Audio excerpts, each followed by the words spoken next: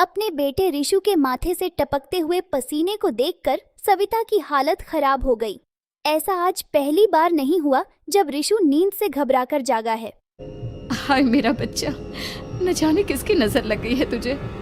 जब से मेरे बच्चे ने 10वीं के एग्जाम में स्कूल टॉप किया है तब से रोज बुरे बुरे सपने आने लगे हैं।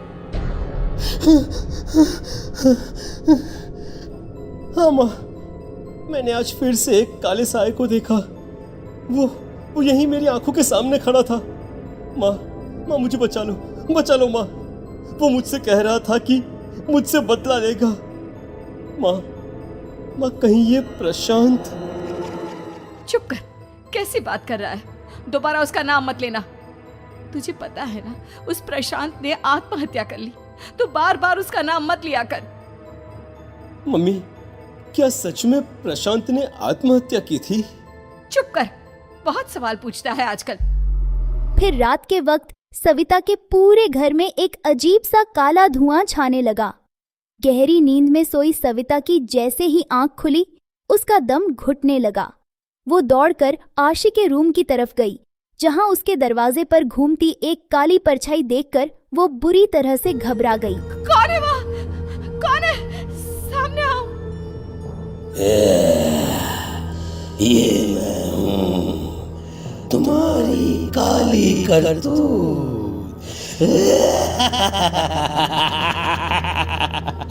और अब मैं तुम्हारे बेटे को ले जाने आया हूँ। नहीं, मेरे बच्चे को छोड़ दो प्लीज। मेरे ऋषु को कुछ मत करना। परछाई ऋषु के कमरे में घुस जाती है। सविता भी उसके पीछे पीछे दौड़कर जाती है और देखती है कि अब वो साया साफ नजर आ रहा है।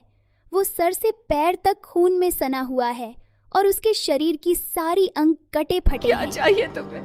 तुम जो बोलोगे मैं करूंगी, लेकिन मेरे ऋषु को छोड़ दो। उस परछाई ने आशु को गर्दन से पकड़कर दीवार के सहारे हवा में उछाल दिया। आशु जोर जोर से चिल्लाने लगा, माँ बचाओ मुझे, बचा लो माँ, ये मुझे मार डालेगा। माँ मुझे बचा लो माँ। नहीं, ऐसा मत करो। मुझे मार दो लेकिन मेरे बच्चे को छोड़ दो। मैं तुम्हारे आगे हाथ जोड़ती हूँ। वो परछाई आशी को जमीन पर गिरा देती है और अचानक वहाँ से गायब हो जाती है। ऋषु, मेरा बच्चा, तू ठीक तो है ना? कुछ बोल बेटा, क्या हुआ है तुझे? मैं ठीक हूँ माँ। क्या हुआ था यहाँ पर? कुछ नहीं बेटा, कुछ नहीं। तू परेशान मत हो। हम कल ही गांव के बाहर जो तांत्रिक महाराज रहते हैं उनके पास चलेंगे। ठीक है माँ, हम जल्द ही उनके पास चलेंगे। मुझे बहुत डर लग रहा है माँ। ये बार बार मुझे डरावने सपने आना, ये सब हमारे साथ क्यों हो रहा है माँ? अगले दिन सविता अपने बेटे आशी को लेकर गांव के बाहर तांत्रिक के पास जाती है। जिस जगह पर तांत्रिक रहा करता था वो जगह बहुत डरावनी थी। चारों तरफ कंकाल और खूब भूतिया नजर आ रहे थे।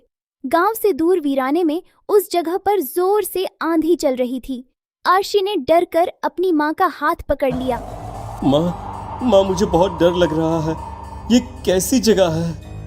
देख बेटा, हमारे साथ जो कुछ भी हो रहा है उसका इलाज सिर्फ और सिर्फ ये तांत्रिक महाराज ही बता सकते हैं। अब यही है जो हमें प्रॉब्लम से बाहर निकाल सकते हैं। जैसे ही कविता और आशी तांत्रिक की झोपड़ी के अंदर पहुंचे, वहां का नजारा देखकर उनकी आंखें फटी की फटी रह गईं। तांत्रिक की झोपड़ी के अंदर कई सारे लोग अपनी गर्दन घुमा घुमा कर जोर जोर से चीख रहे थे। कौन हो तुम और यहाँ क्यों आई हो? महाराज, मेरे बेटे को कुछ दिनों से एक डरावनी काली परछाई नजर आती है और कल रात उसने मेरे बेटे पर हमला भी कर दिया।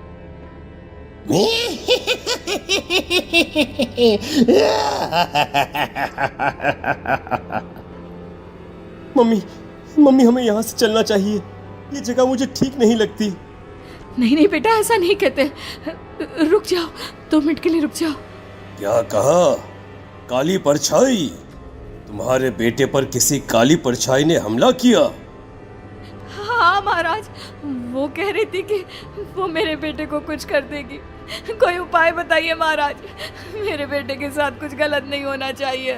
तुमने किसी दूसरे के साथ गलत किया है तो तुम्हारे साथ भी गलत होकर ही रहेगा।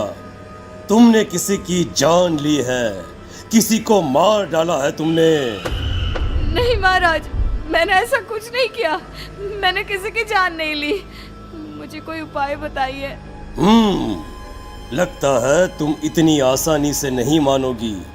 मैं तुम्हें अभी उस काली परछाई से मिलवा देता हूँ और वही सारा सच तुम्हारे सामने लेकर आएगा।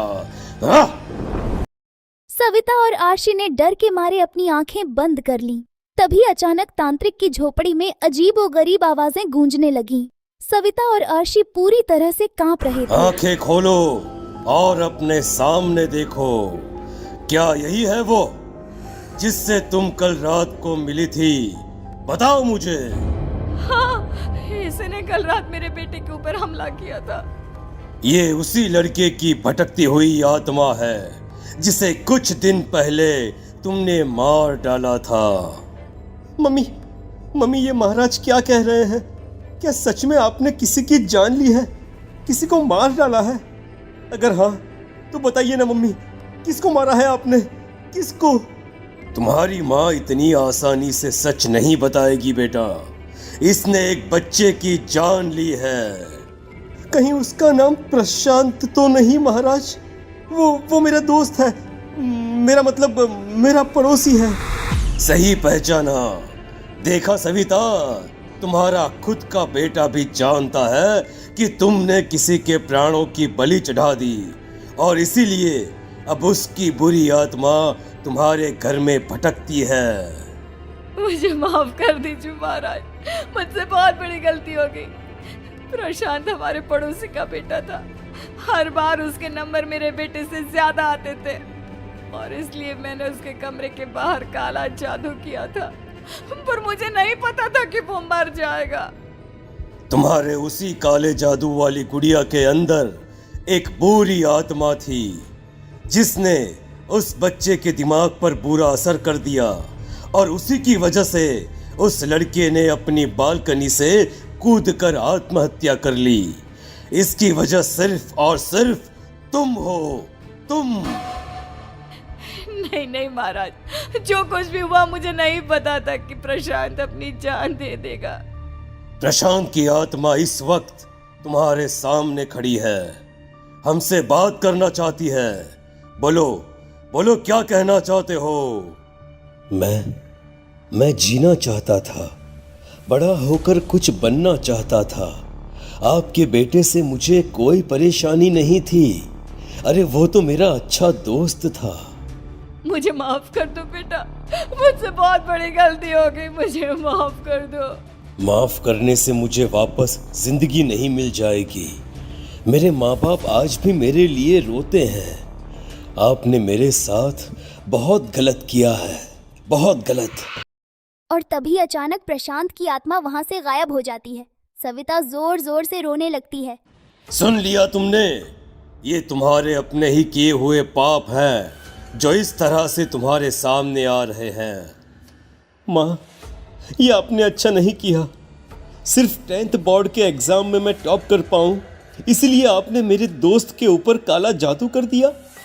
नहीं मम्मी, नहीं, अब हम कभी खुश नहीं रह पाएंगे, कभी नहीं। मेरे दोस्त की आत्मा को कभी शांति नहीं मिलेगी मम्मी, कभी नहीं। लेकिन मैंने जो कुछ भी किया सिर्फ तुम्हारे लिए किया।